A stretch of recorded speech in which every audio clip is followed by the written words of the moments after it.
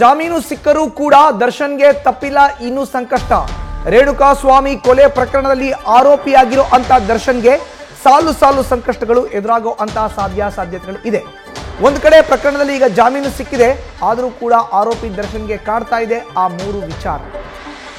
ಜಾಮೀನು ರದ್ದು ಕೋರಿ ಸಲ್ಲಿಸಿದ್ದ ಅರ್ಜಿ ವಿಚಾರಣೆ ಒಂದು ಕಡೆ ಆದ್ರೆ, ಮತ್ತೊಂದು ಕಡೆ ಅನಾರೋಗ್ಯ, ಮಾಫಿ ಸಾಕ್ಷ್ಯದ ಸಂಕಷ್ಟ ಕೂಡ ದರ್ಶನ್ನ ಕಾಡ್ತಾ ಇದೆ. ಮೂರು ಸಂಕಷ್ಟದಿಂದ ಪಾರಾಗ್ತಾರ ನಟ ದರ್ಶನ್ ಅನ್ನೋ ಪ್ರಶ್ನೆ ಇದೀಗ ಎದ್ದಿದೆ.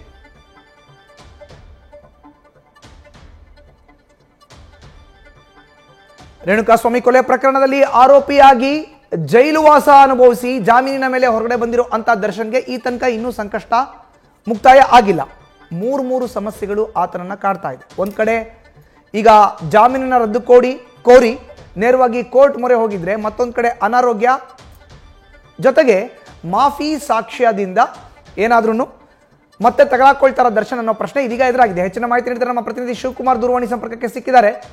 ಶಿವಕುಮಾರ್, ಈಗ ಜಾಮೀನಿನ ಮೇಲೆ ದರ್ಶನ್ ಆಚೆ ಇದ್ದಾರೆ, ಆದ್ರೂ ಕೂಡ ಅವ್ರಿಗೆ ಸಂಕಷ್ಟ ಇನ್ನೂ ತಪ್ಪಿಲ್ಲ ಅನ್ನೋದ್ರ ಬಗ್ಗೆ ಮಾಹಿತಿ ಸಿಗ್ತಾ ಇದೆ. ಶಿವಕುಮಾರ್, ಮಧುಸೂದನ್, ರೇಣುಕಾಸ್ವಾಮಿ ಹತ್ಯೆ ಪ್ರಕರಣದಲ್ಲಿ ಈಗ ಆಲ್ರೆಡಿ A2 ಆರೋಪಿಯಾಗಿರುವಂತಹ ದರ್ಶನ್ ಹೈಕೋರ್ಟ್ ನಿಂದ ಜಾಮೀನನ್ನ ಪಡೆದು ಹೊರಗಡೆ ಇದ್ರು ಕೂಡ ನಟ ದರ್ಶನ್ಗೆ ಮತ್ತಷ್ಟು ಸಮಸ್ಯೆಗಳು, ಸಂಕಷ್ಟಗಳು ಎದುರಾಗಿರುವಂತದ್ದು. ಅದರಲ್ಲಿ ಪ್ರಮುಖವಾಗಿ ನಟ ದರ್ಶನ್ ಮೂರು ಪ್ರಮುಖವಾದಂತಹ ಸಂಕಷ್ಟಗಳನ್ನ ದರ್ಶನ್ಗೆ ಎದುರಾಗಿರುವಂತದ್ದು. ಒಂದು, ಅವರ ಆರೋಗ್ಯ ಸಮಸ್ಯೆ ಇರುವಂತದ್ದು. ಹಿಂದೆ ಅವರು ಬಳ್ಳಾರಿ ಜೈಲಿನಲ್ಲಿ ಇದ್ದಂತಹ ಸಂದರ್ಭದಲ್ಲಿ ಹೈಕೋರ್ಟ್ಗೆ ಆರೋಗ್ಯ ತೀವ್ರ ಬೆನ್ನುಹುರಿ ಸಮಸ್ಯೆ ಇದೆ ಅಂತ ಹೇಳಿ ಮಧ್ಯಂತರ ಜಾಮೀನನ್ನ ಪಡೆದಿದ್ರು. ತದನಂತರ ಅವ್ರಿಗೆ ಹೈಕೋರ್ಟ್ ರೆಗ್ಯುಲರ್ ಬೇಲ್ ಕೊಡುವಂತಹ ಕೆಲಸವನ್ನು ಕೂಡ ಮಾಡಿತ್ತು.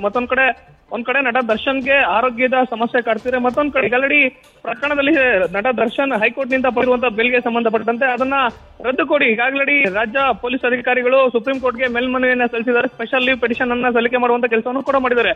ನಟ ದರ್ಶನ್ ಪಡೆದಿರುವಂತಹ ಬೇಲ್ಗೆ ಸಂಬಂಧಪಟ್ಟಂತೆ ಅದನ್ನ ರದ್ದು ಕೋರಿ ಸಲ್ಲಿಸಿರುವಂತಹ ಸ್ಪೆಷಲ್ ಲೀವ್ ಪಿಟಿಷನ್ ಮಾರ್ಚ್ ತಿಂಗಳ ಮಧ್ಯಭಾಗದಲ್ಲಿ ಸುಪ್ರೀಂ ಕೋರ್ಟ್ ನಲ್ಲಿ ಹಿಯರಿಂಗ್ ಬರುವಂತಹ ಸಾಧ್ಯತೆಗಳೆಲ್ಲವೂ ಇದೆ. ಒಂದ್ ಕಡೆ ನಟ ದರ್ಶನ್ಗೆ ಈಗ ಆಲ್ರೆಡಿ ಹೈಕೋರ್ಟ್ ನಿಂದ ಪಡೆದಿರುವಂತಹ ಬೇಲ್ ಸುಪ್ರೀಂ ಕೋರ್ಟ್ ನಲ್ಲಿ ರಿಜೆಕ್ಟ್ ಆದ್ರೆ ಮತ್ತೆ ಅರೆಸ್ಟ್ ಆಗುವಂತಹ ಸಾಧ್ಯತೆಗಳು ಹೆಚ್ಚಾಗಿರುವಂತದ್ದು ಒಂದ್ ಕಡೆ. ಮತ್ತೊಂದ್ ಕಡೆ ಈಗ ಆಲ್ರೆಡಿ ಪ್ರಕರಣದಲ್ಲಿ ಮಾಫಿ ಸಾಕ್ಷಿಗಳ ಭಯ ಕೂಡ ನಟ ದರ್ಶನ್ಗೆ ಎದುರಾಗಿರುವಂತದ್ದು. ಅಂದ್ರೆ ಪ್ರಕರಣದಲ್ಲಿ ಪವಿತ್ರ ಕೂಡ A1 ಆರೋಪಿ ಆದ್ರೂ ಕೂಡ ನಟ ದರ್ಶನ್ A2 ಆರೋಪಿ ಆಗಿದ್ದಾರೆ. ಜೊತೆಗೆ 17 ಜನ ಆರೋಪಿಗಳನ್ನ ಪ್ರಕರಣದಲ್ಲಿ ತೋರಿಸಿದ್ರು ಕೂಡ ಪ್ರಕರಣದಲ್ಲಿ IPC 120B ಕ್ರಿಮಿನಲ್ ಕಾನ್ಸ್ಪಿರೆನ್ಸಿ ಹಾಗೂ ಸಾಕ್ಷ್ಯನಾಶ 201A ಅಡಿಯಲ್ಲಿ ಆರೋಪಿಗಳು ಕೊಟ್ಟಿರುವಂತಹ ಹೇಳಿಕೆಗಳೇ ನಟ ದರ್ಶನ್ಗೆ ಸದ್ಯಕ್ಕೆ ಮುಳುವಾಗ್ತಿರುವಂತದ್ದು. ಇವುಗಳನ್ನ ಪೊಲೀಸ್ ಭಾಷೆಯಲ್ಲಿ ಮಾಫಿ ಸಾಕ್ಷ್ಯಗಳಂತ ಹೇಳ್ತಾರೆ. ಅಂದ್ರೆ ಪ್ರಕರಣದಲ್ಲಿ ಭಾಗಿಯಾಗಿರುವಂತಹ ಓರ್ವ ಆರೋಪಿ ಮತ್ತೋರ್ವ ಆರೋಪಿ ವಿರುದ್ಧ ಕೊಡುವಂತಹ ಹೇಳಿಕೆಗಳನ್ನ ಮಾಫಿ ಸಾಕ್ಷ್ಯ ಅಂತ ಹೇಳಿ ಪರಿಗಣಿಸಲಾಗುತ್ತೆ. ಈ ಪ್ರಕರಣದಲ್ಲಿ ರೇಣುಕಾಸ್ವಾಮಿ ಹತ್ಯೆ ನಂತರದಲ್ಲಿ ರೇಣುಕಾಸ್ವಾಮಿಯನ್ನ ಮೃತದೇಹವನ್ನ ಬಿಸಾಡಿ ತದನಂತರದಲ್ಲಿ ಆರೋಪಿಗಳು ಪೊಲೀಸರಿಗೆ ತಾವೇ ಕೊಲೆ ಮಾಡಿದ್ವಿ ಅಂತ ಹೇಳಿ ಸರೆಂಡರ್ ಆಗೋಕ್ಕಿಂತ ಮುಂಚಿತವಾಗಿ ನಟ ದರ್ಶನ್ ಮೈಸೂರಿನ ಖಾಸಗಿ ಹೋಟೆಲ್ ನಲ್ಲಿ ಭೇಟಿಯಾಗಿರ್ತಾರೆ.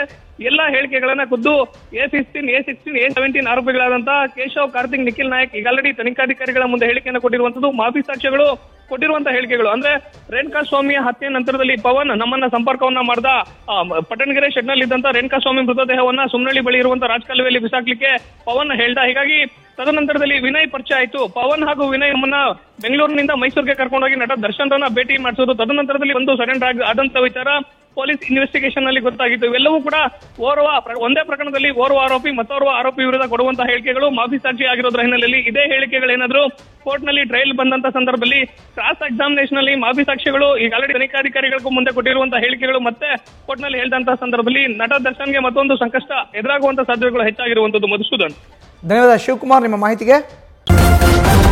ನ್ಯೂಸ್ ಫಸ್ಟ್ ನಿರ್ಭೀತಿಯಿಂದ ನಿಮ್ಮ ಪರವಾಗಿ.